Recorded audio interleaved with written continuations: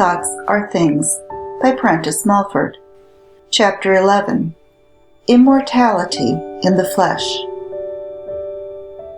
We believe that immortality in the flesh is a possibility, or, in other words, that a physical body can be retained so long as the spirit desires to use it, and that these bodies, instead of decreasing in strength and vigor as the years go on, will increase, and its youth will be perpetual.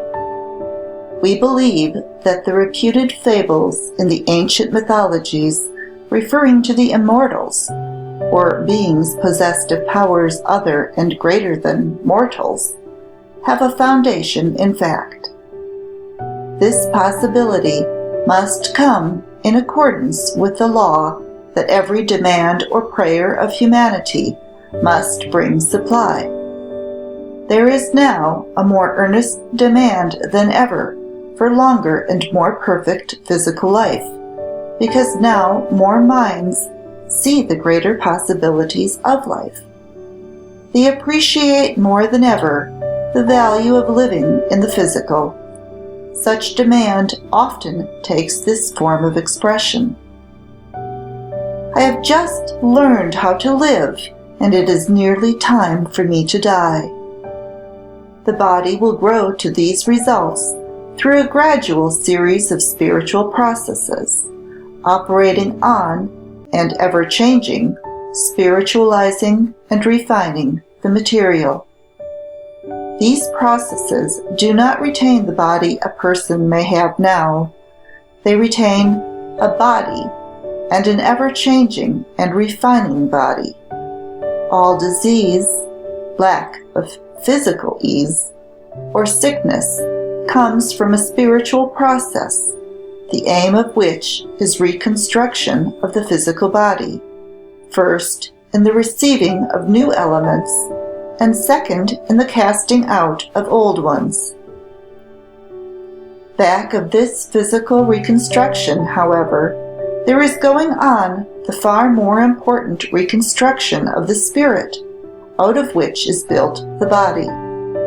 These processes are continually going on with the body, operating through the skin, the stomach, and other organs, as well as in the periods of physical prostration or indisposition above referred to. All sickness is an effort of the spirit renewed by fresh influx of force to cast off old and relatively dead matter. But as this intent has not been recognized by the race, the spiritual process or effort, with its accompanying pain and discomfort, has been held and feared as a signal or approach of death. So, with no knowledge of spiritual law, and judging everything by the material, the temporary, and necessary weakness of body accompanying the process, has been considered an unmitigated ill. Such belief has in the past only aided the spirit to pile on itself more and more of belief in the untruth that after a certain term of years, no power or force in the universe could prevent the physical body from aging, shriveling, weakening, and finally perishing. The body is continually changing its elements in accordance with the condition of the mind. In certain mental conditions, it is adding to itself elements of decay, weakness, and physical death. In another mental condition, it is adding to itself elements of strength, life, and perpetual life. That which the spirit takes on, in either case, are thoughts or beliefs. Thoughts and beliefs materialize themselves in flesh and blood. Belief in inevitable decay and death brings from the spirit to the body the elements of decay and death. Belief in the possibility of an ever-coming inflowing to the spirit of life brings life.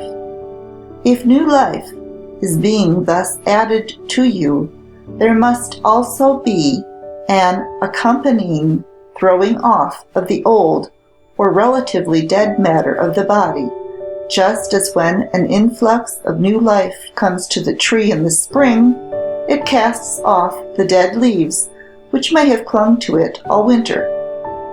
Through similar inflowing of new life or force does the animal and bird yearly shed the old fur or feathers and take on the new, and correspondent changes take place throughout the whole organization of bird, animal, and man. This spiritual law works in all forms and organizations of the cruder form of spirit we call matter. In the human being, this influx of force is greater than in the lower forms of life. It does not flow equally to all human beings. Some receive more than others. But in the course of advancement, men and women are to come who will receive so much of this influx as to be obliged to see these further possibilities of existence, and also to realize them. When new ideas or thoughts are received by our higher mind or self, they are warred against by our lower or material mind. The body is the battleground between these two forces, and therefore suffers. As minds come to trust, even to a small extent, in the supreme power, and entertain the idea that physical dis-ease and physical death are not absolute necessities, the higher power must prevail. Some old error will be cast out. Some new idea will come to stay. The body will be better and stronger after each succeeding struggle, and these struggles will also gradually become less and less severe until they cease altogether. People have in the past lost their physical bodies because, being in ignorance of the fact that sickness is a process for the spirit to throw off the old material thought and take on new, they have used their forces in the wrong way to retain such thought. They retain it by their belief. Your belief will make your sickness a benefit or an evil to you, if you can but entertain the belief that it is a spiritual process for getting rid of old, worn-out elements. You assist greatly the mind in the performance of this process.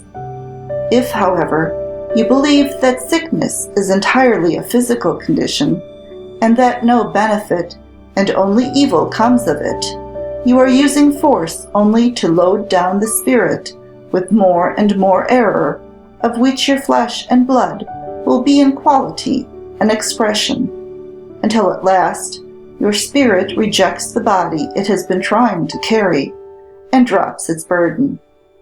It rejects, at last, the whole body through the same laws by which it rejects a part of it when that part is spiritually dead. If you receive with scorn the thought that your physical body, through fresher and fresher renewal of its substance, can be made perpetual, you close to yourself an entrance for life, and open another to decay and death. We do not argue that you ought to believe this. You may be so mentally constituted that you cannot now believe it. There are many things to be in the future which none of us have now the power to believe. But we can, if the thing deemed impossible be desirable, pray or demand a faith which shall give us a reason for believing, and such faith will come in response to demand. Faith means power to believe in the true, or the capacity for the mind to receive true thoughts. The faith of Columbus in the existence of a new continent was a power in him to entertain such idea greater than others of his time. People who, to use the common expression, have faith in themselves, have also an actual power for carrying out their undertakings greater than those who have no faith in themselves. When you demand faith in possibilities for yourself that now seem new and strange, you demand also the power and ability to draw to you the capacity to see or feel reasons for truths new to you. If you demand persistently the truth and only the truth, you will get it, and the whole truth means power to accomplish seeming impossibilities. Thy faith hath made thee whole, said the Christ of Judea to a man who was healed. To us, this passage interprets itself as meaning that the person healed had an innate power of believing that he could be healed. This power, which was of his own spirit and not of Christ's, so acted on his body as instantly to cure his infirmities. Christ was a means of awakening this power in the man's spirit, but Christ himself did not give the person that power. It was latent in the person healed. Christ woke it into life, and probably only temporarily life and activity, for we do not hear that any of the recorded cases of sudden healing in those times were permanent. They fell sick again and finally lost their bodies. Why? Because the faith or power they drew to themselves for a brief time did not come to stay. They had not learned to increase it continually through silent demand of the supreme power. Their spirits went back into the domain of material belief. When that belief again materialized, a load on the spirit hard to carry, and they were sick, not one was at hand like the Christ to awaken it into a temporary faith or power. No person can become permanently whole, which implies, among other powers, immortality in the flesh, and have entire and permanent freedom from disease, who is ever trusting or leaning on any other save the Supreme to gain the power of faith. In this respect, every mind must stand entirely alone. You cannot draw the highest power if you depend always for help from another or others. If you do, you are only borrowing or absorbing their faith. Such borrowed faith may work wonders for a time, but it does not come to stay. When that of which you borrow is cut off, you will fall into the slough of despond and disease again. You had never really drawn from the right source, the Supreme. Our most profitable demand or prayer, made consciously or unconsciously, is, "Let my faith be ever increased." When you reverse your mental attitude regarding sickness, and do but entertain the belief that it is an effort of the Spirit to throw off errors in thought, which, as absorbed and received from earliest infancy, are materialized in your flesh, you gradually cease to load up with error. You commence also the process of unloading and casting out of all former errors in thought. The sickness you had many years ago in fear of death has in a sense packed away that particular remembrance of such mood of fear in your being, and with it the belief that accompanied such remembrance. That belief has been working against you all these years, as all wrong belief must work against you. It is literally a part of your real being, as all past individual remembrances and experiences are a literal part of our beings. It is retained in your spiritual memory, although its material remembrance may have faded out. That remembrance is, in thought, a reality, but it is the remembrance of a false belief, teaching that death and decay can never be overcome. This belief, the reversed action and state of your mind, will cast out. But such casting out must have a correspondent expression in the flesh. The physical expressions of all your former coughs and colds, fevers, and other illness must reappear, at first possibly severe, but gradually in a modified form. You are then unloading your old false beliefs. But if your belief is not reversed, and you go on as before, regarding physical decay and death as inevitable, then with every illness in such mental condition you pack away another error, another untruth, and another addition to the load of untruths, whose certain effect, added to the rest, is to weaken, crush, and finally cause the body to perish. There is no period in the physical life too late for receiving or entertaining the truth. There is no period too late for such truth to commence its process of physical renewal. And though that particular physical life may not be perpetuated, yet the spirit in receiving such truth receives a force which will be of priceless value to it on the unseen side, and by its aid it may be able the sooner to build for itself a more perfect spiritual body. And the ultimate of the relatively perfected spiritual body is the power to be and live in the physical and spiritual realms of existence at will. If you hold to the idea that mankind are always to go on as in the past, losing their bodies, and are also to remain without the power to keep those bodies in perfect health, then you set your belief against the eternal fact that all things in this planet are ever moving forward to greater refinement, greater powers, and greater possibilities. Medicine and material remedies may greatly assist the throwing off process. A skilled and sympathetic physician of any school may be of much assistance. Everything depends on the mind and belief in which you take the medicine and the physician's advice.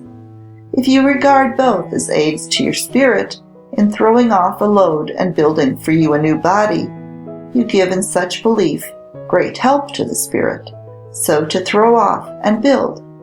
But if you regard both medicine and physician as aids only to the body, and a body also which you hold must at best weaken and perish sometime during the next 30, 40, or 50 years, you will load up with the belief in error faster than you cast it off, and the load becomes at last too heavy for the spirit to carry. What causes the man or woman to be bowed down by age? What causes the stooping shoulders, the weakened knees, and the tottering gait? Because they all believe only in the earthly and perishable. The spirit is neither earthly nor perishable, but you can load it down, literally, with an earthy quality of thought, which will bow it down toward the earth with such burden. It is not the physical body of the old person that is bent and bowed down. It is that part which is the force moving the body, that is, his or her spirit, loaded with material thought which it cannot appropriate or assimilate, which becomes so bent, bowed, and weak. The body is always an external correspondence of your mind or spirit. A body thus ever renewing, beautifying, freshening, and strengthening means a mind behind it, ever renewing with new ideas, plans, hope, purpose, and aspiration. Life eternal is not the half-dead life of extreme old age. The person who can see only the physical side and temporary expression of life, who eats and drinks in the belief that only the body is affected by less eating and drinking, who believes that the body is sustained only by force generated within itself, and that it is not fed of an unseen element coming from the spiritual realm of element, and who believes that nothing exists but what he can see, hear, and feel with the physical sense, that is the material which is always the temporary and perishable, draws to himself mostly those forces and elements which cause the temporary and perishable, and these acting in his body make it temporary and perishable. Death of the body begins with thousands, many years before they are in their coffins. The pale face and parchment-colored skin means a half-dead skin. It means a portion of the body on which the spirit works the casting out process of a dead element and taking on of the new very imperfectly. In the freshness of infancy and early youth, the spirit cast out and took on more vigorously. As years went on, untruth was absorbed by that spirit. Its growth and knowledge was more and more retarded. Responding physical changes became slower and slower. The body commences to show signs of age, that is, to die, because such spirit was less and less fed of that element which brings constant renewal of thought, which is new life. So far does the belief and faith in weakness and decay prevail with the race that wisdom is often allegorically portrayed as an old man, gray, bald-headed, bowed, and sustained by a staff. That means a wisdom which cannot prevent its own body from falling to pieces. In that form of being we call the child, a spirit or mind having come in possession of a new body. There is, for a period, a greater spiritual wisdom than when the child is physically more matured. It is the unconscious wisdom of intuition. It is, for a time, more open to the truth. For such reason, up to the age of 18 or 20, the spiritual casting off and taking on processes with the body are more perfectly performed. These relatively rapid changes in the physical maintain the bloom and freshness of youth. Sooner or later, however, the higher spiritual process ceases gradually to operate.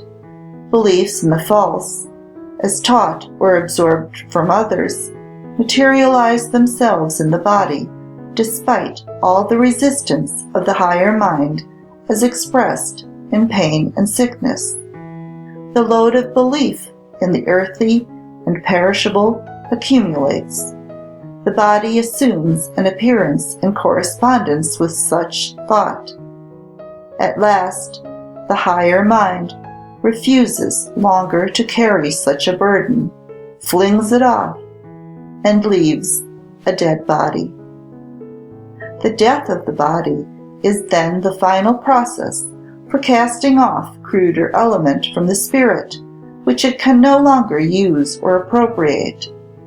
But it is very desirable for the spirit to be able to keep a physical body, which shall refine as the spirit refines, because in such equality of refinement between the spirit and its instrument, our increase in happiness is greatly advanced, and the relatively perfected rounding out of our powers cannot be realized until this union between spirit and body is effected.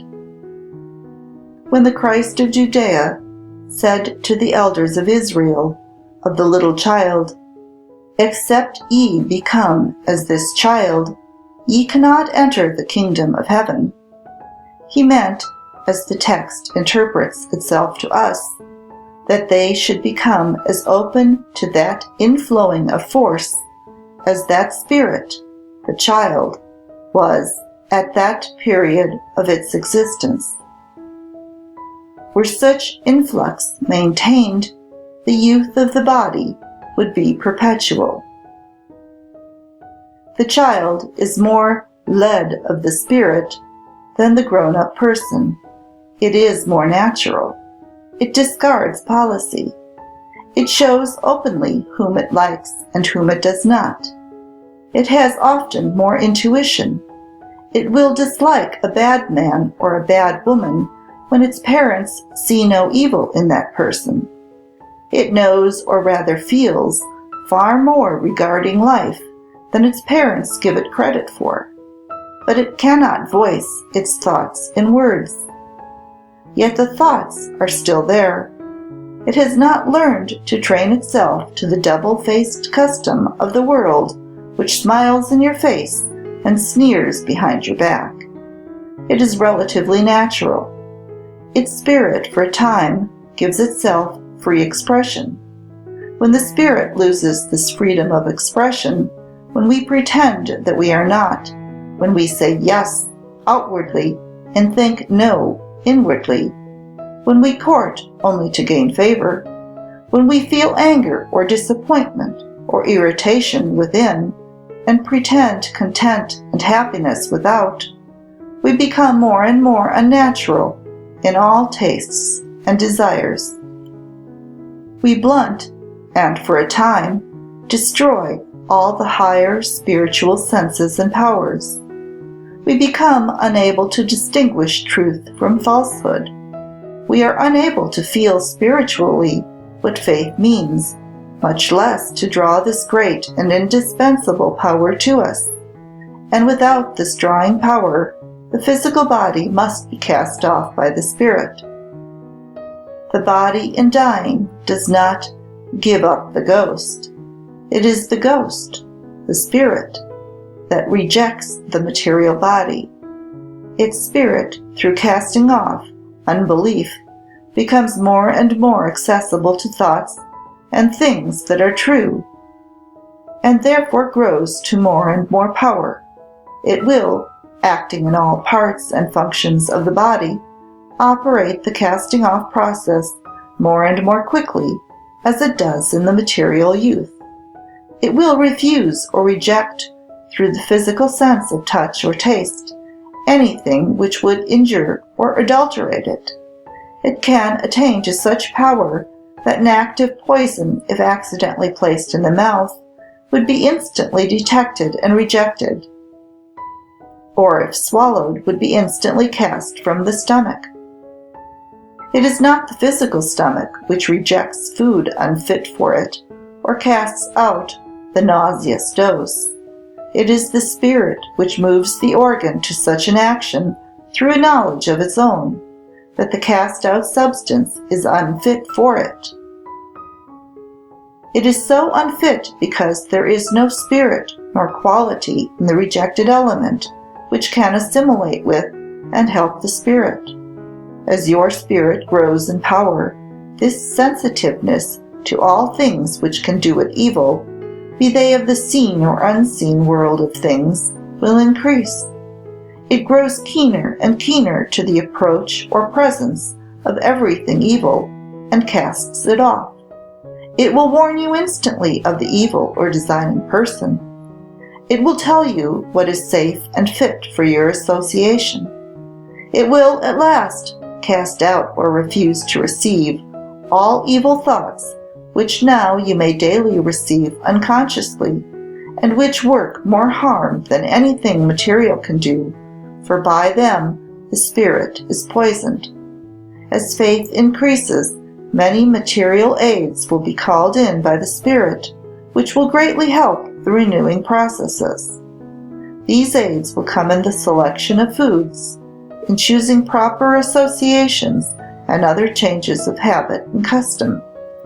But it is the spirit which must prompt and direct these material aids. When such prompting comes, you will be obliged to follow it. The food to be avoided, you will not be able to eat. Your taste will reject it. The association injurious to you, you will not be able to keep company with. The habit to be changed will drop off easily and naturally. But if you make any rigid rules for yourself in these matters, in the hope they will tend to spiritualize you, you are allowing the material self to take the matter in hand. The material, or lower mind, is then trying to give the law and rule and refine the spiritual or higher self. Let the Spirit, increased in faith, do the work, and when the time comes for you to reject any animal food or any of the grosser element in any form, the desire and relish for these will have gone. In stating our belief that immortality in the flesh is a possibility, we do not infer that it is one which any now physically alive may realize. Neither do we infer that it is one they cannot realize.